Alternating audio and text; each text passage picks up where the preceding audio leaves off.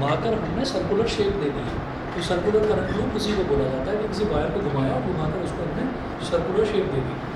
अच्छा, consider a circular loop of wire of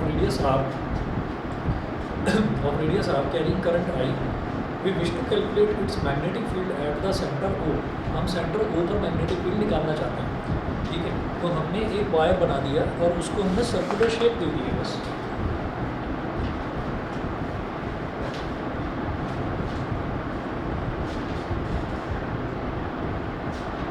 magnetic field at the centre of the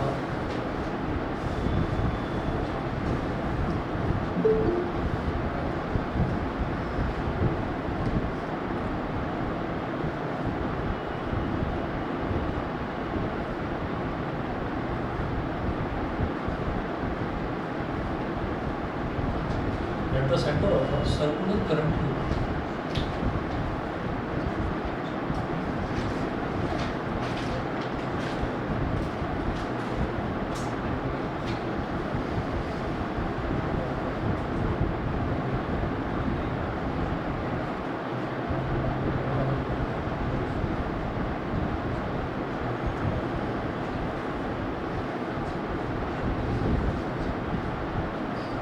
wire को हमने घुमाकर circular shape दे दी है, ये करंट ऐसे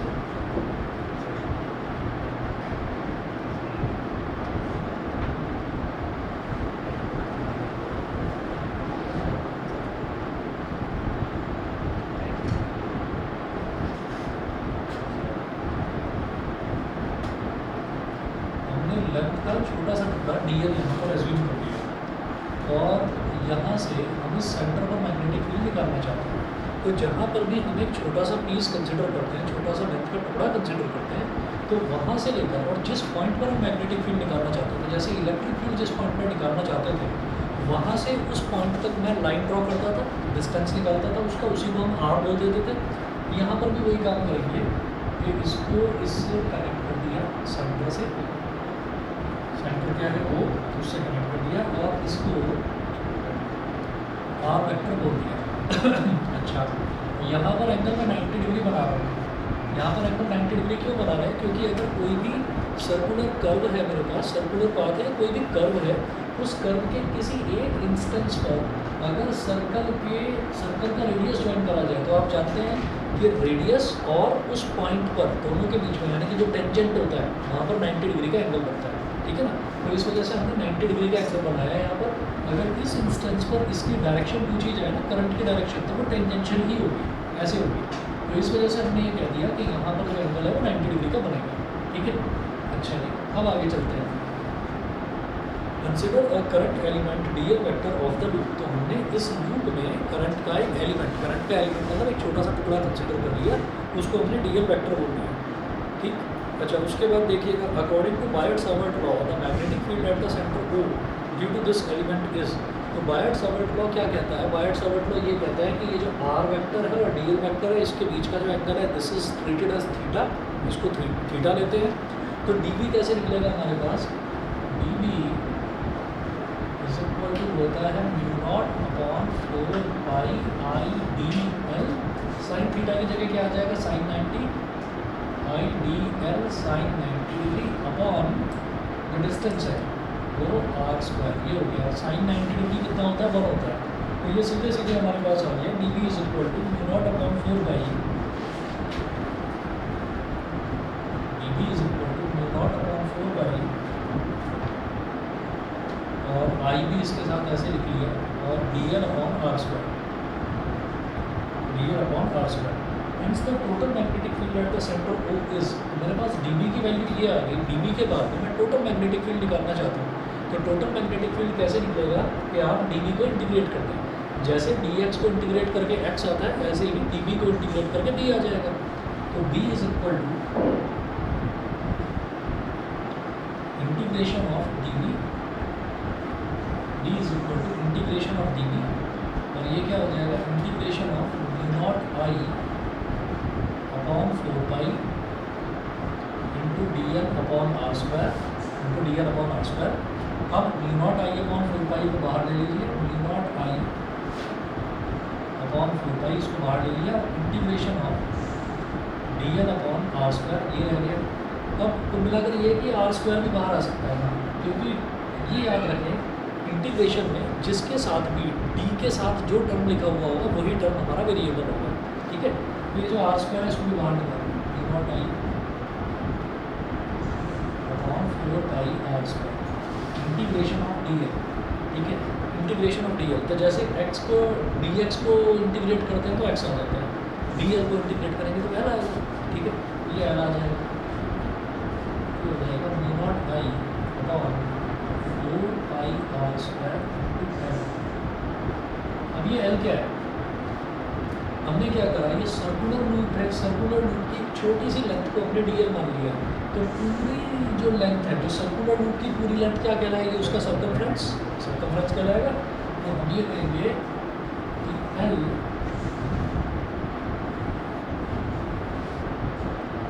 is equal to length of the circular length of the circular loop, और ये किसके इक्वल है, 2 पाई आर के इक्वल। सर्कमफ्रेंस क्या होती है, लेंथ क्या होती है सर्कुलर लूप की, सर्कमफ्रेंस, और सर्कमफ्रेंस क्या होता है 2 पाई आर। तो b is equal to naught I upon 4 pi R square, और लेंथ एल की जगह आप लिखेंगे 2 pi R, 2 pi R by 2 2 ज़ा 4, पाई से पाई कैंसिल, एक आर से एक आर कैंसिल, तो b इज इक्वल टू कितना आ गया, naught I upon 2 R, b is equal to आ गया नॉट आई अपॉन 2 आर, ठीक है। तो ये हमारे पास क्या हो गया कि ये अगर हम मैग्नेटिक फील्ड निकालें किसी सर्कुलर लूप की वजह से, मैग्नेटिक फील्ड अगर सेंटर पर निकाल रहे हैं तो उसकी value b is equal to naught I upon 2 R आ गई, ठीक।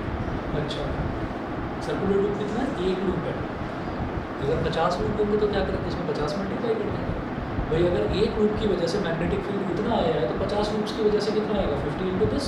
तो ऐसे ही अगर मेरे पास n लूप्स हैं तो n लूप्स की वजह से कितना आ जाएगा, if instead of a single loop there is a coil of n turns, कि अगर उस पर n टर्न्स लगेंगे, कॉइल हो लिपटी हुई हो, ठीक है, तो n टर्न्स हैं, तो all ruled over one another, एक दूसरे के ऊपर अगर इनको लपेट रखा हो तो वही b इज इक्वल टू क्या हो जाएगा,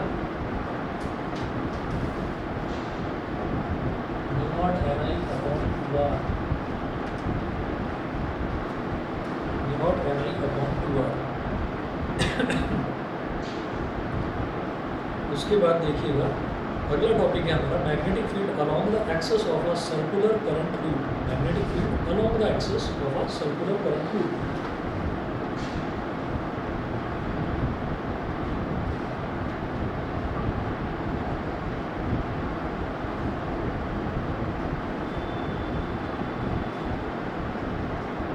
along the axis of a circular current loop.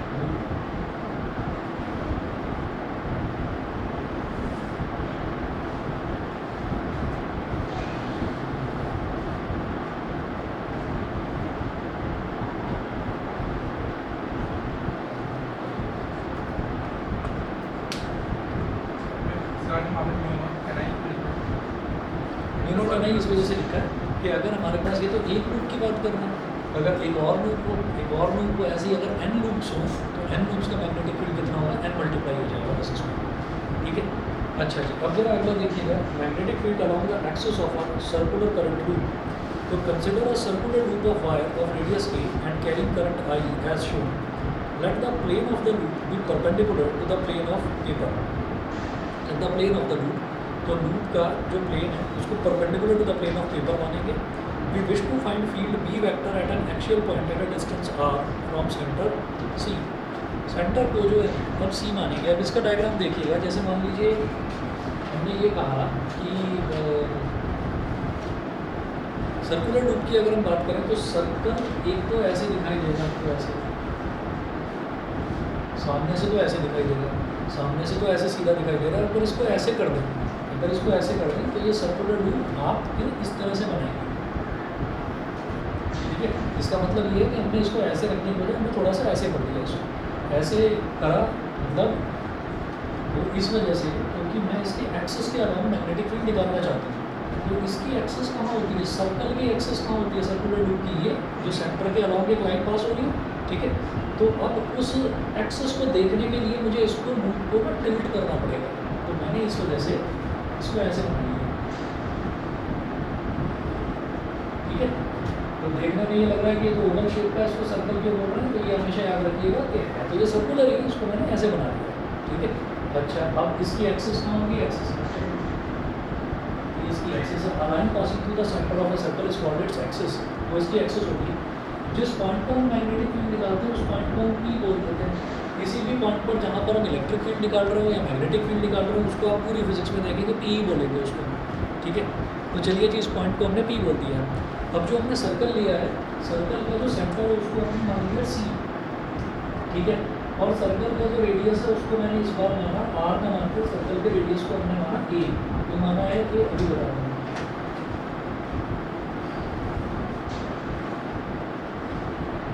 Are हम किसे मानेंगे, आर हम उसे मानेंगे जो डिस्टेंस होगा ना, जो डिस्टेंस होगा, जैसे ये सर्कुलर करंट कैरिंग लूप है। अब सर्कुलर करंट कैरिंग लूप की वजह से मैग्नेटिक फील्ड बताना है। पहले क्या था, पहले हमने कहा था कि सर्कुलर करंट कैरिंग लूप है, इसकी वजह से मैग्नेटिक फील्ड बताना है सेंटर पर, तो हमने इसमें एक छोटा सा टुकड़ा डीएल ले लिया था सर्कुलर लूप पर, ठीक है। तो जिस पॉइंट पर मुझे मैग्नेटिक फील्ड निकालना है वहाँ तक का डिस्टेंस मैं कितना लेता हूँ, वही तो मैं आर लेता हूँ। मुझे सेंटर पर निकालना था मैग्नेटिक फील्ड, तो सेंटर तक का डिस्टेंस मैंने आर लिया। इस बार मुझे इसके एक्शियल पॉइंट पर निकालना है, तो मैंने एक्शियल पॉइंट तक का डिस्टेंस आर ले लिया, आर ले लिया डिस्टेंस, ठीक है। अच्छा, अब ये बता दीजिए, ये तो सोचने की जरूरत ही नहीं, ये तो 90 डिग्री बनेगा ही बनेगा एकदम, ये वाला एंगल तो 90 डिग्री बनेगा। अच्छा जी, उसके बाद अब एक काम करते हैं, यहाँ से डॉटेड लाइन जो है तो ठीक है,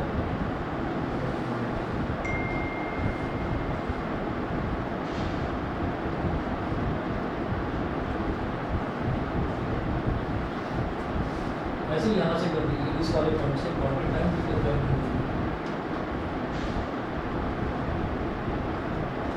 ये हो गया। अच्छा जी, अब जरा सोचिए क्या बोल रहे हैं, at the plane of the loop be perpendicular to the plane of the paper, plane of the loop, तो लूप का जो प्लेन है be perpendicular to the plane of the paper. अगर मान लीजिए एक लूप है उसको मैं ऐसे ही रख दूँ, ये प्लेन ऑफ द पेपर है, लूप को ऐसे ही रख दिया, सीधा ऐसे ही रख दिया, तो वो तो अलॉन्ग द प्लेन हो गया प्लेन का लूप, और जिस प्लेन पर मैं उसको बना रहा हूँ वो दोनों के दोनों प्लेन सेम हो गए। अच्छा, अब इसको ऐसे ना लेकर इसको ऐसे ले लिया, यानी कि अगर मैं देखूँ तो ये इसको परपेंडिकुलर प्लेन को काटता हुआ जा रहा है, ठीक है। मतलब हमें समझने के लिए इसको ओवल बनाना पड़ा। एक्चुअली है क्या, ये जो आधा हिस्सा है ना सर्कल का, ये तो बोर्ड के पीछे है और आधा हिस्सा इसके आगे है, ठीक। तो हम यहाँ पर क्या करेंगे, मैं यहाँ पर एक छोटा सा टुकड़ा ले रहा हूँ, जैसे मैंने डीएल लिया था ना, तो यहाँ पर छोटा सा टुकड़ा ले रहा हूँ और एरो ऐसे बना दिया, यहाँ लिख दिया डीएल। ये जो एरो ऐसे बनाया है इसका मतलब क्या है कि भाई करंट ऐसे घूम रहा है, इसमें करंट इस तरीके से घूम रहा है। अच्छा, उसके बाद आगे चलेंगे, ये पीछे वाली लाइन को फिगर में भी अगर आप देखेंगे तो पीछे वाली लाइन को डॉटेड बना रखा है, वो डॉटेड इसीलिए बनाया है कि ये लाइन जो है ये प्लेन के पीछे है, इसलिए इसको डॉटेड बनाया, ठीक। तो करंट ऐसे आया, घूम के ऐसे ही जाए, ऐसे जाए, ठीक है। और ऐसे ही आपने ये एक डॉटेड लाइन बना ली, और जैसे डीएल एक टुकड़ा यहाँ पर लिया है तो डीएल एक टुकड़ा आप यहाँ पर भी कंसिडर करेंगे, ये डीएल यहाँ हो गया, डीएल वेक्टर और एक डीएल वेक्टर यहाँ पर हो गया। अब क्या करना है हमें, अब देखिएगा कि consider current element DL vector at the top of the loop, it has an outward coming current. ये समझ में आ गया, आउटवर्ड कमिंग करंट क्या होगा, ये जो करंट है ना, ये जो लूप है ये ऐसे ऐसे रखने की बजाय ऐसे ऐसे रखा हुआ है, तो ऐसे फ्लो करेगा। हम ये कह रहे हैं कि करंट ऐसे फ्लो कर रहा है, ऐसे करंट फ्लो कर रहा है, इस तरह से ऐसे ऐसे ऐसे ऐसे फ्लो कर रहा है, कैसे मतलब एंटी क्लॉकवाइज। मैंने इसको ऐसे कर दिया, तो अब ये ऐसे ऐसे एंटी क्लॉकवाइज ऐसे ही तो होगा, तो ऐसे ऐसे फ्लो कर रहा है। तो इस पॉइंट पर ये करंट ऐसे घूमते हुआ आया, तो इस टॉप पॉइंट पर करंट कैसे आ रहा है, आउटवर्ड बाहर की तरफ, तो करंट आ रहा है आउटवर्ड। अच्छा, ऐसे इस पॉइंट की बात करूँगा तो ये ऐसे घूमता हुआ आया और इस पॉइंट पर कहाँ जाएगा, करंट इनवर्ड अंदर की तरफ जाएगा। मेरी बात यहाँ तक समझ में आ गई, ठीक है। अच्छा, तो इस वजह से हम ये कहेंगे कि करंट हमारे पास ऐसे इनवर्ड आ रहा है, तो होता क्या है कि हमने ना एक चीज़ देखी थी, और ये दोनों एक दूसरे को जो है एक दूसरे के एनालॉगस होते हैं, करंट और मैग्नेटिक फील्ड। क्या कि अगर कोई वायर है, कोई वायर सीधा है, अगर कोई वायर सीधा है और उसमें करंट इस तरीके से जा रहा है सीधा, तो हम एज्यूम करते हैं जैसे हमने वायर को ऐसे पकड़ा हो एंड अवर थम points in the direction of current. तो अगर हमारा थम डायरेक्शन ऑफ करंट की तरफ है, ऐसे है, तो जो फिंगर्स जो एनसर्कल करेगी ना, तो वो जो लूप बनेगा वो मैग्नेटिक फील्ड लाइन्स जो है उनका लूप बन जाएगा। उल्टा अगर करंट का लूप बन रहा है तो मैग्नेटिक फील्ड लाइन स्ट्रेट होगी। ठीक है भाई, करंट अगर स्ट्रेट फ्लो कर रहा है तो मैग्नेटिक फील्ड लाइंस का लूप बनेगा। उल्टा भी होता है कि अगर करंट का लूप बन रहा है तो मैग्नेटिक फील्ड लाइन स्ट्रेट होगी। तो देखिए ज़रा, हमें ये देखना है कि करंट ऐसे गया, ये लूप ऐसे रखा हुआ है, तो करंट ऐसे आया, ये लूप ऐसे रखा हुआ है, करंट ऐसे आया और घूमकर ऐसे गया। तो टॉप पोजीशन पर करंट कैसे आ रहा है, ऐसे। टॉप पोजीशन पर करंट ऐसे आ रहा है, तो मेरा थंब का इंडिकेट कर रहा है ऐसे, तो इसका मतलब मैग्नेटिक फील्ड का डायरेक्शन ये है। समझ गए? ठीक है, करना राइट हैंड से, ये लेफ्ट हैंड से करोगे तो थंब इधर चला जाएगा। ठीक है, लेफ्ट हैंड से ये यूँ आ रहा है तो थंब का डायरेक्शन ये हो जाएगा, तो नहीं राइट हैंड है।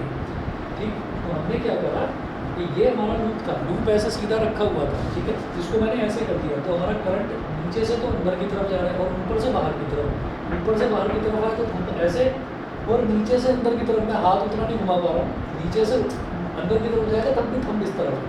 ठीक है, तो इसका मतलब मैग्नेटिक फील्ड का डायरेक्शन इधर रहने वाला है, मैग्नेटिक फील्ड का डायरेक्शन इधर रहने वाला है। अब हम ये कहेंगे कि इसकी वजह से जो मैग्नेटिक फील्ड है, इस मैंने छोटा सा जो लेंथ लिया है, इस छोटे से लेंथ की वजह से इस पॉइंट पर मैग्नेटिक फील्ड जो है, तो मैं ये कहूँगा अच्छा इसकी वजह से निकाल दूँ मैग्नेटिक फील्ड। तो भाई यहाँ से यहाँ का डिस्टेंस, तो अभी ये आर डिस्टेंस क्यों, यहाँ थोड़ी कोई चीज़ रखी हुई है, करंट यहाँ थोड़ी फ्लो हो रहा है, इसकी वजह से निकालो डिस्टेंस। डीएल से ही तो डिस्टेंस लिया था, तो अब भी तो डीएल से ही लो डिस्टेंस हमने कहा बात तो सही है। तो डीएल से डिस्टेंस लेंगे एस, उसको बोल देंगे एस वेक्टर, डिस्प्लेसमेंट वेक्टर होता है ना, इसको बोल देंगे एस वेक्टर, ऐसे इसको बोल देंगे एस वेक्टर। इसको एस वेक्टर क्यों कहा जा रहा है, और यहाँ पर पहले तो आर वेक्टर बोलते थे, अभी आर क्यों कह रहे हैं, अभी आर इस वजह से कह रहे हैं कि भाई वेक्टर इसलिए बोला गया था यहाँ पर, और यहाँ पर वेक्टर क्यों नहीं बोला गया, क्योंकि भाई यहाँ पर आर में हिलने वाला, आर फिक्स है, आर का जो ये लेंथ है फिक्स है, इसकी डायरेक्शन भी चेंज नहीं होने वाली है। कि जैसे यहाँ पर है, यहाँ पर आर की डायरेक्शन पहले ये थी, इधर एलिमेंट लूँगा तो ऐसे होगी, इधर एलिमेंट लूँगा तो ऐसे होगी, तो आर की कंटिन्यूसली डायरेक्शन चेंज होगी, इसलिए आर वेक्टर बोला था, आर वेक्टर नहीं बोला, क्योंकि यहाँ पर आर फिक्स है। सेंटर से उस पॉइंट तक का डिस्टेंस यहाँ मैग्नेटिक फील्ड निकालना है। समझ गए? अभी एस वेक्टर जो है, अब एस वेक्टर पर आ जाता है, मेरे को ज़रूरत अब किसकी है, एस वेक्टर की है। अब ये जो प्लेन है ना, जैसे ये वाइट बोर्ड बना हुआ है, तो ये जो प्लेन है, ये प्लेन किसकी हेल्प से बना हुआ है, ये हॉरिजॉन्टल एक्सिस यानी कि एक्स एक्सिस और वाई एक्सिस की हेल्प से बना हुआ है। इस पर बाहर की तरफ निकलती हुई कोई भी लाइन होगी, वो इस प्लेन के साथ में 90 डिग्री का एंगल बनाएगी, यानी कि वो किस डायरेक्शन में होगी, वो जेड एक्सिस की डायरेक्शन में होगी। और जो जेड एक्सिस है, वो जेड एक्सिस हमेशा वाई एक्सिस और एक्स एक्सिस का जो प्लेन बनता है उस पर परपेंडिकुलर होता है। ठीक है, एक बार तो मन में ये आ सकता है कि नहीं, ये एक्स एक्सिस होगी, ये वाई एक्सिस होगी, एक्स एक्सिस और वाई एक्सिस की हेल्प से, ये एक्स एक्सिस है, ये वाई एक्सिस है, तो एक्स एक्सिस और वाई एक्सिस की हेल्प से मैंने 2D एक प्लेन तैयार कर दिया, 2 डायमेंशनल प्लेन तैयार कर दिया। तो यहाँ से बाहर निकलने वाली जितनी भी लाइन्स हैं वो सारी जेड एक्सिस की डायरेक्शन में होंगी, और एक्स और वाई दोनों के परपेंडिकुलर होता है जेड एक्सिस। तो इसलिए आप ये देखेंगे, मुझे जो एंगल निकालना होता है ना, I D L sine theta upon R square, D V is equal to mu naught upon I D L sine theta upon R square. यहाँ जो थीटा है उस थीटा की बात करेंगे, और वो थीटा बनेगा कहाँ, उस थीटा को मैं दिखा भी नहीं रहा, तो बनेगा कहाँ, आप ये देखें, डी एल और एस वेक्टर के बीच में बनेगा। ठीक है, डी एल और आर वेक्टर के बीच में थीटा था, 90 डिग्री था। अब ये जो डी एल है ना, इस ऐसे आ रहा है बाहर, डी एल ऐसे आ रहा है और बाहर की तरफ और ये ऐसे आ रहा है। ठीक है, तो ये एस वेक्टर ऐसे जा रहा है और डी एल बाहर की तरफ आ रहा है, तो कर्व पर आ रहा है ये बाहर, और उस इंस्टेंट पर यहाँ भी 90 डिग्री का एंगल बनेगा। समझ गए? आप कहीं मुझे नहीं दिखाई देगा भाई 90 डिग्री का एंगल, भाई 90 डिग्री का एंगल तुम किसके साथ देख रहे हो, ए के साथ देख रहे हो, ए के साथ थोड़ी है 90 डिग्री का एंगल। डी एल ऐसे आ रहा है बाहर की तरफ, बाहर की तरफ निकल रहा है, ये बाहर की तरफ निकल रहा है, ये ऐसे जा रहा है, तो इसकी और इसके बीच में 90 डिग्री का एंगल बनेगा। क्यों? क्योंकि डी एल क्या है यहाँ पर, टेंजेंट है, कर्व पर टेंजेंट है, और टेंजेंट पर ये इधर टेंजेंट है और ये दूसरी लाइन में जो टच करके जा रही है, इसके बीच में 90 डिग्री का एंगल बनेगा। ये समझ गए? वो थीटा जो 90 डिग्री है वो इस वजह से दिखाया नहीं जा रहा, एक लाइन लिख दी है बस। देखिए यहाँ पर लिखा हुआ है if S vector be the position vector,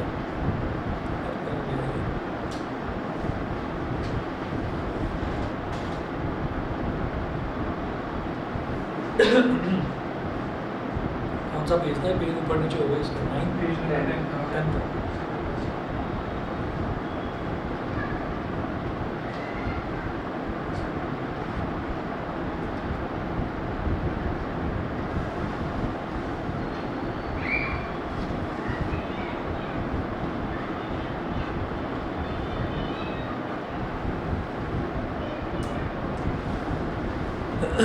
देखिएगा ये लाइन यहाँ पर लिखी हुई है, if S vector with the position vector of point P related to the element DL vector, then from Biot Savart law field point P due to the current element, तो ये जो हमारा मैग्नेटिक फील्ड है ये हो जाएगा D B is equal to mu naught upon 4 pi I D L sine theta upon R square ना होकर इस बार एस स्क्वायर है। ठीक है, अब आगे चलिए, बस एक लाइन लिख दी, D L vector is perpendicular to S vector, D L vector is perpendicular to S vector. ये आप समझ जाइए, ये लिखा जो है मैंने कि डी एल वैक्टर इस पॉइंट पर बात करें तो डी एल वैक्टर ऐसे बाहर की तरफ आ रहा है। ठीक है, तो जिस पॉइंट से ये बाहर की तरफ आ रहा है उस पॉइंट और इसके बीच में ऐसे आगे की तरफ बनता हुआ एंगल वो 90 डिग्री एंगल बनेगा। समझ गए? वो 90 डिग्री एंगल बनेगा, और उसका रीज़न ये है कि जो ये प्लेन है ना, ये हमारा ये एक्स वाई प्लेन मान लीजिए ऐसे, और वो जेड एक्सेस है। ठीक है, तो दोनों के बीच में हमेशा 90 डिग्री का एंगल बनेगा। और ये चीज़ आपको समझनी थी, इस वजह से समझा दी। जब आप सॉल्व करेंगे तो आपको बस ये याद रखना, लिख देना D L vector is perpendicular to S vector, ये आपको यहाँ पर लिख देना। ठीक, that is theta is equal to 90 degree. तो यहाँ से हमारे पास, और थीटा यहाँ पर आप दिखा नहीं सकते, तो उसके लिए 3D फिगर चाहिए, थीटा आप दिखा नहीं सकते, इसलिए थीटा यहाँ भी दिखाया भी नहीं। तो डी बी कितना हो जाएगा, mu naught upon 4 pi I D L sign 90 upon S square, ये नीचे वाला मिटा रहा।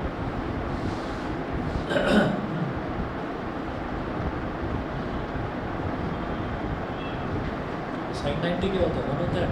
ये हमारे पास म्यू नॉट अपॉन 4 पाई आइडियल अपॉन एस स्क्वायर बचेगा।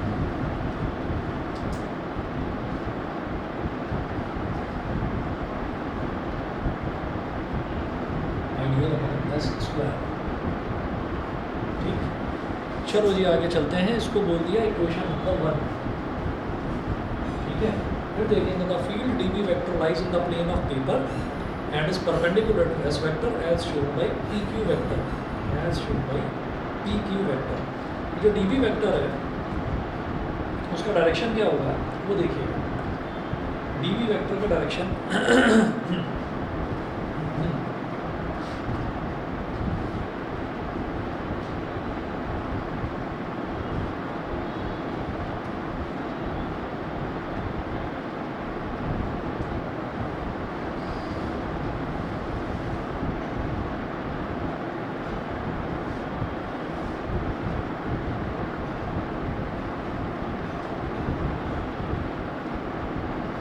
वेक्टर का डायरेक्शन ये वेक्टर का इस तरह से डायरेक्शन क्यों लिख रहा है, देखिए the field D B vector lies in the plane of paper and is perpendicular to S vector as shown by P Q vector. तो ये एस वेक्टर पर परपेंडिकुलर होगा, यानी कि ये जो एस वेक्टर है और डी बी वेक्टर है दोनों के बीच में 90 डिग्री का एंगल बनेगा। ठीक है, अच्छा जी ऐसा क्यों, वो देखते हैं। That phi be the angle between O P and C P. अब ओ हमने कहाँ पर लिया है,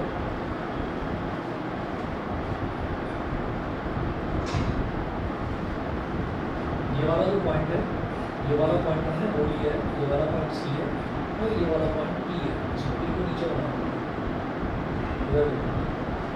ठीक है। तो ओ पी और सी पी इन दोनों के बीच में जो एंगल है उसको हमने फाई मान लिया, इसको हमने फाई मान लिया। ठीक है, अच्छा जी अब ये देखेंगे कि जब हम मैग्नेटिक फील्ड निकालते हैं तो मैग्नेटिक फील्ड में हमें ये देखना होता है कि मैग्नेटिक फील्ड जाएगा किस तरफ। तो हम ये करेंगे कि मैं ना अभी सिर्फ इस इंस्टेंट की बात कर रहा हूँ, अभी मैं सिर्फ इसकी बात कर रहा हूँ, पूरे लूप की बात नहीं कर रहा हूँ। जब मैं पूरे लूप की बात करूँगा तब तो हमारा ये इस तरह से हो रहा है, तो मैग्नेटिक फील्ड की डायरेक्शन वो सीधी होगी, ठीक है।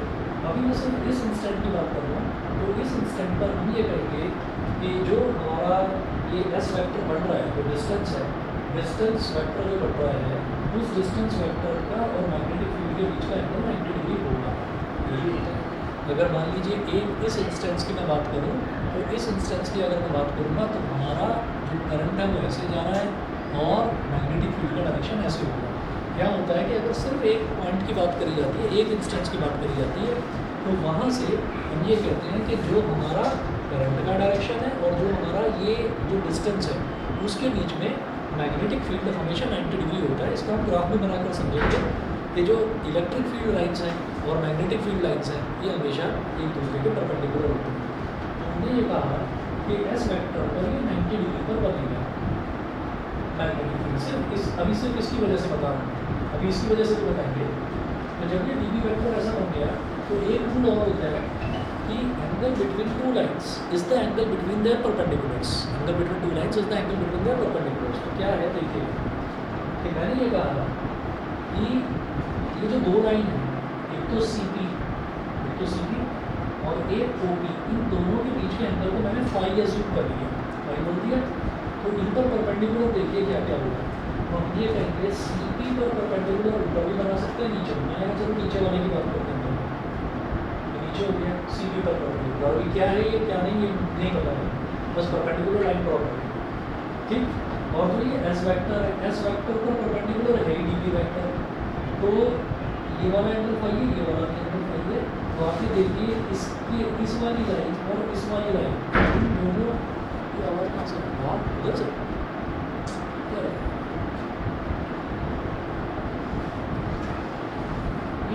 ये वाली लाइन और ये वाली लाइन, इन दोनों के बीच में एंगल फाई है, ठीक है। तो आप ये देखिए कि ये वाली जो लाइन है इसके इस पर परपेंडिकुलर ये हो गया, और ये जो एस वेक्टर है ये वाली लाइन इस पर परपेंडिकुलर ये है, ठीक है। तो इन दोनों के बीच का भी एंगल फाई है, समझ गए। दोबारा बता देता हूँ कि अगर हमारे पास कोई भी दो लाइंस होती हैं तो हम ये कहते हैं angle between two lines is the angle between their perpendiculars. दो लाइंस के बीच में जो एंगल बनता है उनके परपेंडिकुलर्स के बीच में भी वही सेम एंगल बनेगा। तो आप ये देखिए कि एक लाइन तो ये हो गई सी पी, ठीक है।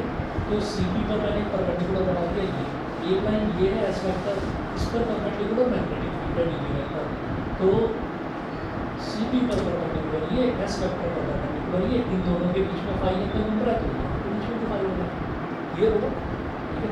अब देखिए जैसे डी बी वेक्टर के साथ इधर एंगल फाई बन रहा है, तो अलोंग वाला कंपोनेंट क्या होता है कॉस, ये क्या हो गया डी बी कॉस फाई हो गया। ऐसे ही हम ये कहेंगे कि इसमें परपेंडिकुलर वाला कंपोनेंट क्या होगा साइन, ये क्या हो गया डी बी साइन फाई। यहाँ तक क्लियर है, ठीक है। वही सेम काम मैं इसकी वजह से करूँगा, ये जो नीचे बढ़ रहा है ये बढ़ रहा है इधर वाले एलिमेंट की वजह से, ऐसे इधर वाले एलिमेंट की वजह से मैं कहूँगा कि यहाँ पर हमारा magnetic field D B vector ऐसे हो गया, डी बी वेक्टर ऐसे हो गया। और अब क्या करें, ये जो सी पी लाइन है इस पर भी परपेंडिकुलर बनाते हैं, ऐसे बना दिया थी। तो अगेन इस लाइन और इस लाइन इन दोनों के बीच में एंगल फाई है, तो इस पर परपेंडिकुलर ये हो गई, इस वेक्टर पर परपेंडिकुलर ये हो गई, बीच का भी एंगल फाई, तो बीच का भी एंगल फाई। तो अलोंग वाला कंपोनेंट क्या होता है कॉस, ये हो गया डी बी कॉस फाई, और परपेंडिकुलर वाला कंपोनेंट क्या होता है साइन, तो डी बी साइन फाई एक बार और आ जाएगा, डी बी साइन फाई एक बार और आ जाएगा। ऑनलाइन वालों को दिख नहीं रहा होगा, थोड़ा जूम आउट कर रहा हूँ, देख लेगा, ठीक है। अभी दिखाई दे रहा है, Yes, sir. ठीक है। अब मेरी बात समझिएगा जरा। अब हमने तो ये कहा था, ये नई चीज़ आप बता रहे हैं कि ये जो एस वेक्टर है इस पर जो भी डिस्टेंस वेक्टर होगा उसी पर परपेंडिकुलर होता है मैग्नेटिक, एक इंस्टेंस के लिए, एक इंस्टेंस के लिए जहाँ पर आपका जो डिस्टेंस वेक्टर आएगा करंट से जुड़ा हुआ जो डिस्टेंस वेक्टर है उस पर परपेंडिकुलर होता है मैग्नेटिक फील्ड। लेकिन पूरे लूप पर वो मैक्सवेल का राइट हैंड थंब रूल वो फ्लॉप हो रहा है कि फ्लॉप नहीं हो रहा, वो बनेगा। देखिए कैसे, हम ये कहेंगे कि जब हमारे पास ऊपर वाले एलिमेंट की वजह से मैग्नेटिक फील्ड इधर आ गया डीबी वेक्टर, नीचे वाले की वजह से मैग्नेटिक फील्ड ऊपर आ गया डीबी वेक्टर, इस तरह से आ गया, तो हम ये कहते हैं कि जब मैग्नेटिक फील्ड वेक्टर ऐसे आ गया तो इनके बीच का जो एंगल है उसकी वजह से इसके कॉम्पोनेंट्स स्प्लिट हुए, डीबी कॉस फाई ऊपर, डीबी कॉस फाई नीचे, डीबी साइन फाई इधर, डीबी साइन फाई इधर, तो जितने भी कॉम्पोनेंट्स है सबको ऐड कर दो। जब सबको ऐड अप करेंगे तो ये डीबी कॉस फाई ऊपर की तरफ है, डीबी कॉस फाई नीचे की तरफ है, एक दूसरे को कैंसल आउट कर देंगे, ठीक है। तो अल्टीमेटली मेरे को मैग्नेटिक फील्ड कहाँ मिल रहा है, इस डायरेक्शन में, dB sine phi plus dB sine phi, ठीक है ना। मैग्नेटिक फील्ड अल्टीमेटली मेरे को सब कुछ ऐड करने के बाद मिल रहा है इसी डायरेक्शन में। तो ये क्या हुआ कि एक एलिमेंट ऐसे और इसका एक एलिमेंट नीचे था, ऐसे एक एलिमेंट इधर होगा, एक एलिमेंट इधर होगा, एक एलिमेंट इधर, एक एलिमेंट इधर, तो ऐसे ही सारे ना कॉरस्पॉन्डिंग एलिमेंट्स हो गए, तो उनके कॉस कॉस वाले कंपोनेंट्स जितने में सब एक दूसरे को कैंसिल आउट करते जाएंगे, तो रिजल्टेंट में मिलेगा क्या, सिर्फ साइन वाला कंपोनेंट उनको मिल जाएगा। सभी को क्लियर है इतना, ठीक है। ऑनलाइन वाले बच्चे बता दें भाई क्लियर है, हाँ दोबारा बताओ, दोबारा सुनिए। आप ये देखिएगा कि हमने ये देखा कि अगर किसी एक इंस्टेंट की वजह से किसी एक पॉइंट पर अगर करंट है तो हम उस पॉइंट की अगर बात करें तो वहाँ से जिस पॉइंट पर मैं मैग्नेटिक फील्ड निकालना चाहता हूँ उस पर मैं डिस्टेंस वेक्टर बनाऊंगा, तो वहाँ डिस्टेंस वेक्टर के परपेंडिकुलर होता है मैग्नेटिक फील्ड एक पॉइंट पर। करंट कभी किसी एक पॉइंट पर ठहरा है क्या, नहीं ठहरा, लेकिन अगर किसी एक पॉइंट की बात करें तो हम ये कहेंगे अगर इस इंस्टेंट की बात करेंगे तो उस इंस्टेंट पर परपेंडिकुलर डायरेक्शन में जाएगा मैग्नेटिक फील्ड। मैंने कहा कि अच्छा इस इंस्टेंट पर मैंने ये डिस्टेंस वेक्टर बना दिया तो इसके परपेंडिकुलर जाएगा मैग्नेटिक फील्ड, ऐसे ही इस इंस्टेंस पर डिस्टेंस वेक्टर बनाया तो इस पर परपेंडिकुलर जाएगा मैग्नेटिक फील्ड। ये एंगल मैंने ऐसे ही एज्यूम कर लिया कि फाई है, आर के और एस के बीच का जो एंगल है उसको हमने फाई एज्यूम कर लिया, तो हम ये कहेंगे कि इस लाइन पर परपेंडिकुलर ये, इस लाइन पर परपेंडिकुलर ये, तो दो लाइन्स के बीच में जो एंगल है उनके परपेंडिकुलर्स के बीच में भी वही एंगल बनेगा, ये फाई हो गया। डीबी वेक्टर इधर है, इसके अलॉन्ग वाला कंपोनेंट डीबी कॉस फाई और परपेंडिकुलर वाला component dB sine phi. Same काम यहाँ पर हो गया, डीबी वेक्टर इधर है, ठीक है, तो इसके अलॉन्ग वाला component dB cos phi, perpendicular वाला कंपोनेंट डीबी साइन फाई, ठीक। अब हमारे पास जो सारे कंपोनेंट्स मिल गए हैं, dB cos phi plus dB sine phi plus dB sine phi, इसको क्या बोलूँगा माइनस डीबी कॉस फाई। तो जब 1 2 3 4 इन चारों कंपोनेंट्स को मैं ऐडअप करूँगा तो ये ऊपर की तरफ है तो ये पॉजिटिव है, ये नीचे की तरफ है तो नेगेटिव है, इन दोनों का एडिशन कैंसल आउट हो जाएगा, तो हमें जो रिजल्टेंट मिलेगा वो क्या मिलेगा, डीबी साइन फाई की वजह से ही मिलेगा बस, ठीक है, समझ गए अभी।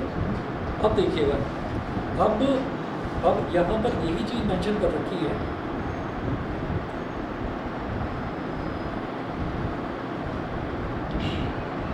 the field dB vector lies in the plane of paper and is perpendicular to S vector as shown by PP vector. Let phi be the angle between OP and CP, then component of dB along the axis. Axis के around component कितना है, dB sin phi है, ठीक है, axis के around component dB sin phi है। Therefore total magnetic field at the point P along the axis in the direction of CP, in the direction of CP, in the direction of CP is P is equal to integration of dB sin phi। तो आपको क्या करना है, B is equal to integration of dB sin phi, समझ गए। तो यहाँ पर इस एंगल का भी हमने रोल ले लिया, तो जब हमको B निकालना है तो B हमारे पास dB sin phi हो जाएगा। बाकी जो है इसमें ये आपको करने की ज़रूरत नहीं पड़ेगी कि आप dB sin phi plus dB sin phi करें, क्यों, क्योंकि मैं पूरे लूप के लिए इंटीग्रेट करने वाला हूँ, तो ऊपर वाला कंपोनेंट और नीचे वाला कंपोनेंट दोनों मिल जाएंगे इंटीग्रेशन में। तो देखिएगा हम लिख रहे हैं पहले यहाँ पर ट्राइंगल OCP की बात करते हैं। इन ट्राइंगल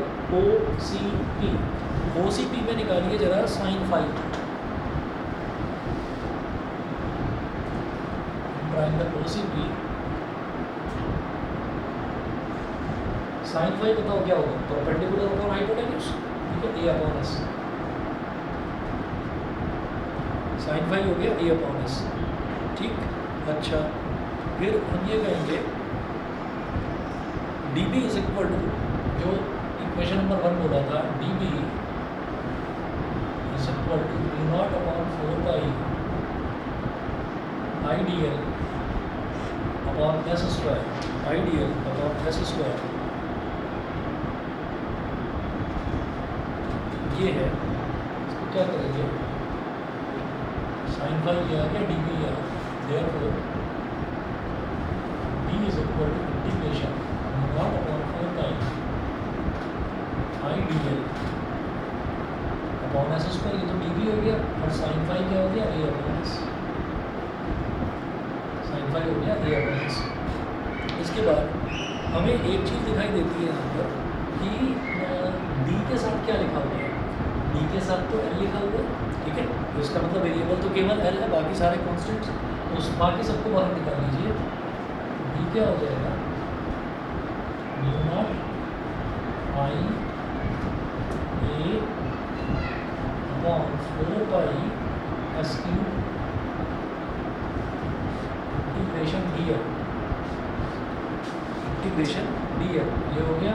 डी एल का इंटीग्रेशन क्या होगा, mu naught I A upon 4 pi S cube, D L का इंटीग्रेशन हो गया एल। एंड अब एल क्या है, एल ये जो सर्कुलर लूप है ना, इसका सर्कमफ्रेंस है, सर्कमफ्रेंस क्या होगा, बाई ए, समझ गए, टू पाई ए होगा, इसका रेडियस हमने ए लिया, ये हो जाएगा mu naught I A upon 4 pi S cube into 2 पाई ए, ठीक है, पाई से पाई का तो 2 से 2 का 2 से 4 का, ठीक है। तो ये हमारे पास रिजल्ट क्या आया, mu naught I A square B is equal to mu naught I A square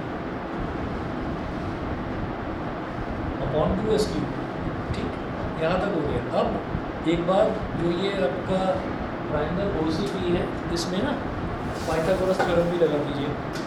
Pythagoras theorem इस वजह से लगा रहा हूँ क्योंकि ये जो एस है, ये जो एस है, ये बार बार चेंज हो सकता है, लेकिन आर और ए जो है ये फिक्स रहने वाला है, ये चेंज नहीं होगा। तो इसको अगर आर और ए की टर्म्स में निकालना चाहें, ठीक, तो पॉइंट अगर फिक्स कर दिया कि इसी पॉइंट पर मैग्नेटिक फील्ड निकालना है तो एस में फिक्स रहेगा, लेकिन अगर आर और ए की टर्म्स में निकालना चाहें तो देखिए कैसे निकलेगा।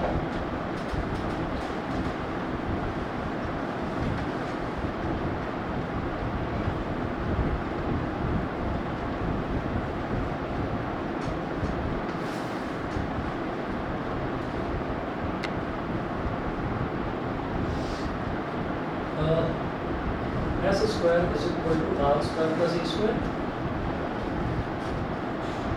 S is equal to under root R square plus A square, यानी कि एस क्या हो गया, R square plus A square की पावर 1/2, भाई अंडर रूट का मतलब ये तो होता है पावर 1/2, ठीक है। तो एस क्यूब कितना हो जाएगा, R square plus A square की पावर 1/2 का क्यूब, और पावर की पावर मल्टीप्लाई हो जाती है, तो ये बन जाएगा मेरे पास R square plus A square की पावर 3/2, ठीक है। तो वही यहाँ पर मेंशन कर रखा है कि B is equal to, therefore B is equal to mu naught I A square upon 2 into S cube क्या हो जाएगा, R square plus A square की पावर 3/2, ठीक है। और अगर वेक्टोरिकली देखा जाए, as the direction of the field is along positive X axis, जो फील्ड है, फील्ड की जो हम निकाल रहे हैं, फील्ड को एक्सिस पर निकाल रहे हैं, और एक्सिस की डायरेक्शन में क्या लिए, हॉरिजॉन्टल वाले को हम एक्स एक्सिस ही लेते हैं, तो positive direction of x axis, तो उसके लिए क्या मल्टीप्लाई करा जाता है, बस आई कैप से मल्टीप्लाई कर दो, तो एक्स एक्सिस अपने आप ही उसने बता दिया कि वो एक्स एक्सिस क्या नाम है, mu naught I A square upon 2 into R square plus A square की पावर 3/2 इंटू आई कैप। फिर वही वाली कहानी है, if the coil consist of n turns, अगर कॉइल में n टर्न्स हैं तो क्या करेंगे, इसमें n को मल्टीप्लाई कर दीजिए, बस भाई एक लूप है तो एक लूप का तो मैग्नेटिक फील्ड इतना आ गया, n लूप से हम n और मल्टीप्लाई कर दो, तो क्या हो जाएगा, E vector is equal to mu naught n I A square upon 2 into R square plus A square की पावर 3/2, ठीक है, सही है। अब स्पेशल केसेस देखें,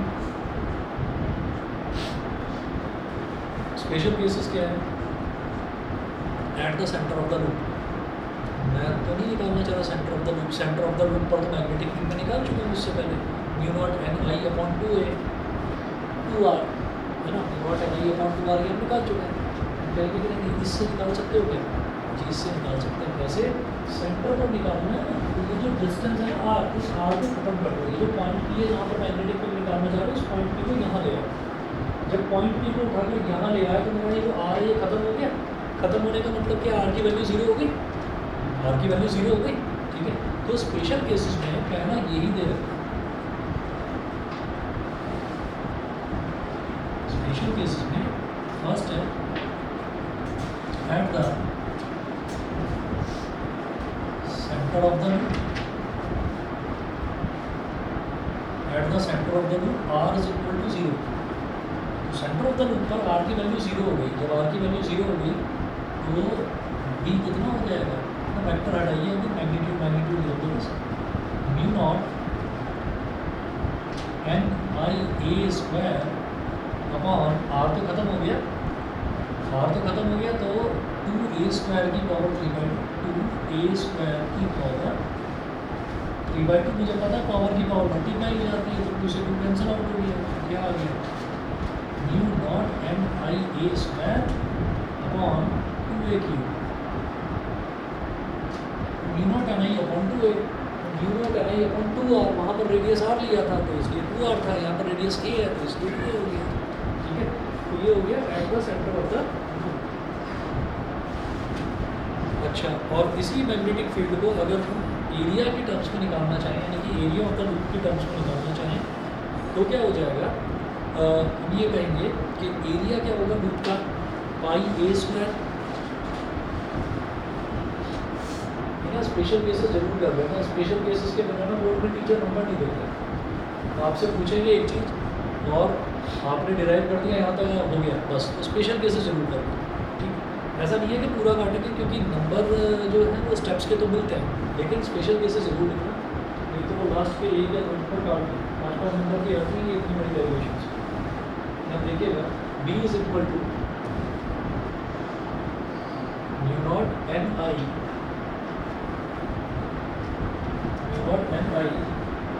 ऊपर हमने इसमें जबरदस्ती पाई a स्क्वायर से ऊपर मल्टीप्लाई कर दिया, क्या था, mu naught N I upon 2a आया था, mu naught N I upon 2a, तो नीचे 2a है ही, इसमें भी पाई a स्क्वायर से मल्टीप्लाई कर दो, तो b की वैल्यू ऐसे में क्या आ गई, mu naught N I capital A pi a square क्या हो गया, एरिया ऑफ द सर्कुलर, और डिनोमिनेटर में हो गया 2 पाई a क्यूब, ठीक है। ये कुछ नहीं है, बस आपने रीअरेंजमेंट करके आपने एरिया के टर्म्स में उसको लिख दिया, एरिया से मल्टीप्लाई करा, एरिया से डिवाइड करा, क्लियर है, ठीक है भाई। पीछे बताओ कि वंश क्लियर है, हाँ। अच्छा, केस सेकंड देखिएगा, at the actual points lying far away from the coil, at the actual points lying far away from the coil, coil से बहुत दूर है कोई पॉइंट, वहाँ पर बताना मैग्नेटिक फील्ड कितना होगा। तो ये कहेंगे कि अच्छा अगर कॉइल से बहुत ज़्यादा दूर है, यानी कि r a से बहुत ज़्यादा बड़ा है ना, क्या करेंगे, case second at far away points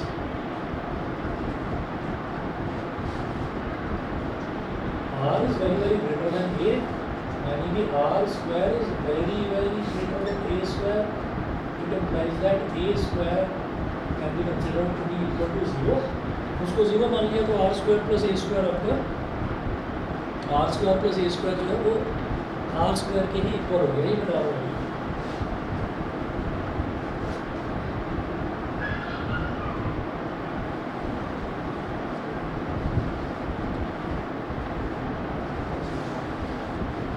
b की वैल्यू हो गई mu naught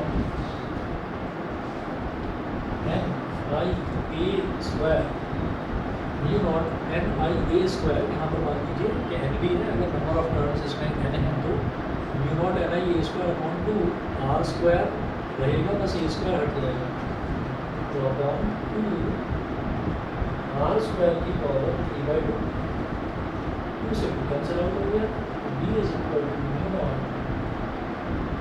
N I A square upon 2r cube, N I A square upon 2r cube. और फिर यहाँ पर भी वही काम करा है, कि भाई अगर आप चाहें तो आप इसको एरिया के टर्म्स में निकालें, पाई से ऊपर मल्टीप्लाई कर दो, ए स्क्वायर तो है ही,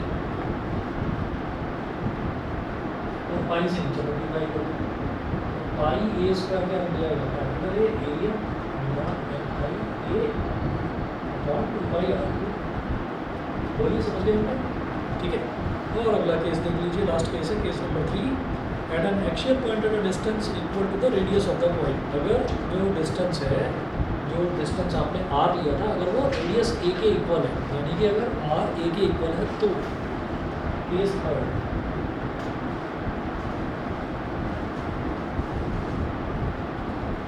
are is equal to A, तो जब आर ए के इक्वल है तो आप क्या करेंगे, आप आर को भी ए लिख दें तो A square plus A square हो जाएगा, ये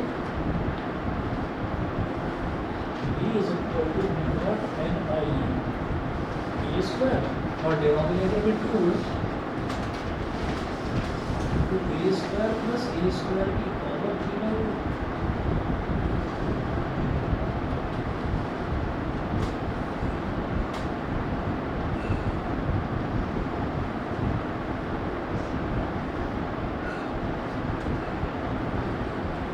ए स्क्वायर प्लस ए स्क्वायर क्या हो गया, 2a स्क्वायर,